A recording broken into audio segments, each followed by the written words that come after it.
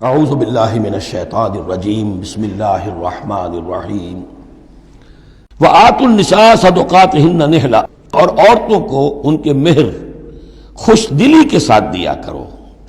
اس کو تاوان سمجھ کے نہ دیا کرو۔ یہ صدقات جو ہے صداق کی جمع ہے، اور صدقے کی جمع ہے صداقات، دال پر زبر ہو تو صدقے کی جمع، اور دال پر پیش ہے صدقات تو یہ صداق کی جمع ہے۔ فَإِن تِبْنَ لَكُمْ عَنْ شَيْءٍ مِّنْهُ نَفْسًا، پھر اگر وہ خود اپنی مرضی سے، اپنی رضامندی سے اس میں سے کوئی چیز تمہیں دے دیں، تم نے مہر جو انہیں دیا تھا وہ تم نے ادا کر دیا، اب وہ تمہیں کوئی ہبہ کر رہی ہیں، تمہیں اس میں سے کوئی چیز جو ہے ہدیہ کر رہی ہیں، تحفہ دے رہی ہیں، تو کوئی حرج نہیں۔ فَكُلُوهُ هَنِيًّا مَرِيًّا، تو تم اسے استعمال میں لاؤ، کھاؤ لچتا پچتا، اس میں کوئی حرج نہیں ہے، لیکن یہ ہے کہ وہ ہو ان کی مرضی سے، زبردستی نہیں، جبر کر کے نہ لے لیا جائے۔ فَإِن تِبْنَ لَكُمْ عَنْ شَيْءٍ مِّنْهُ نَفْسًا، بالکل اپنی مرضی سے۔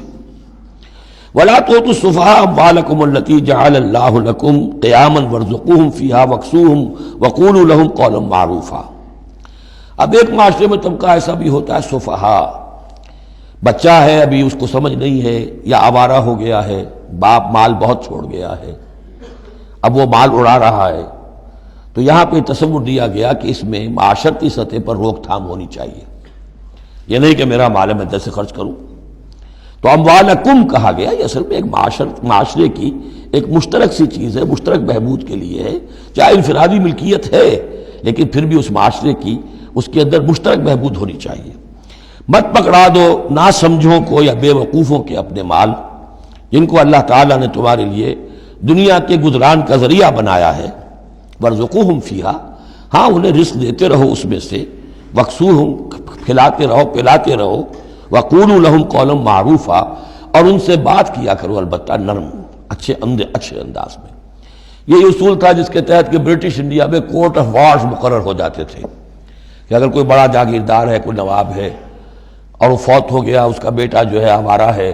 اور اس کی جو اندیشہ ہے کہ اسے کچھ اڑا دے گا، ختم کر دے گا، تو کورٹ آف وارز ہو جاتا تھا، حکومت جو ہے وہ اس کا چارج لے لیتی تھی، اس کے لیے سالانہ اس میں سے، اس کی آمدنی میں سے وظیفہ ہوتا تھا، اس میں اپنا خرچ کرے، لیکن یہ ہے کہ باقی چیزیں جمع رہتی تھی تاکہ یہ ان کی آئندہ نسل کے کام آ سکے۔ وَابْتَلُوا الْيَتَامَىٰ حَتَّىٰ إِذَا بَلَغُوا النِّكَاحَ،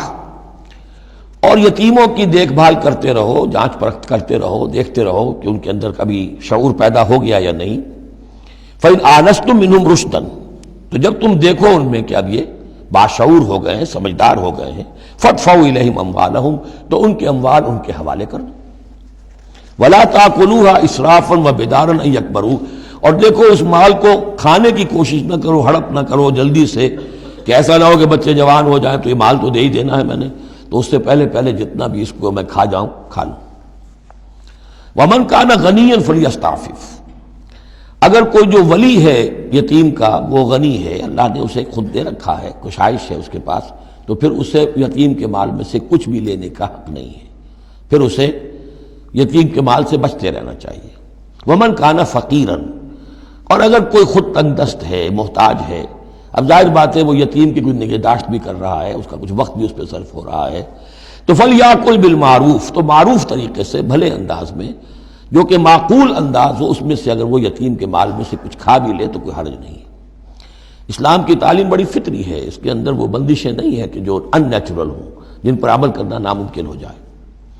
فَإِذَا دَفَعْتُمْ إِلَيْهِمْ أَمْوَالَهُمْ، اور جب تم ان کے مال ان کے حوالے کر دو، فَأَشْهِدُوا عَلَيْهِمْ، تو گواہ بنا لو کہ یہ چیزیں تھیں جو آج کی تاریخ میں میری تحویل میں تھی، آج تک میں نے ان کے حوالے کر دی۔ وَكَفَىٰ بِاللَّهِ حَسِيبًا، باقی اللہ تعالیٰ کافی ہے حساب لینے کے لیے، یہ دنیا کا معاملہ ہے، اس کے لیے لکھت پڑھت شہادت، باقی اصل حساب تو تمہیں اللہ کے ہاں جا کے دینا ہے۔ لِلرِّجَالِ نَصِيبٌ مِّمَّا تَرَكَ الْوَالِدَانِ وَالْأَقْرَبُونَ، مردوں کے لیے بھی حصہ ہے اس میں سے کہ جو ترکہ چھوڑا ہو، جو وراثت چھوڑی ہو والدین نے اور رشتہ داروں نے۔ وَلِلنِّسَاءِ نَصِيبٌ مِّمَّا تَرَكَ الْوَالِدَانِ وَالْأَقْرَبُونَ، اور عورتوں کا بھی حصہ ہے اس میں سے جو والدین کی وراثت ہے، جو انہوں نے ترک کیا ہے، ان کا ترکہ ہے، اور رشتہ داروں کا۔ یہاں پہلی مرتبہ اب عورت کو وراثت کا حق دیا جا رہا ہے، ورنہ عرب کے معاشرے میں عورت کا کوئی حق وراثت نہیں تھا۔ یہاں پہ فرمایا گیا کہ مما قل منہ او کثر،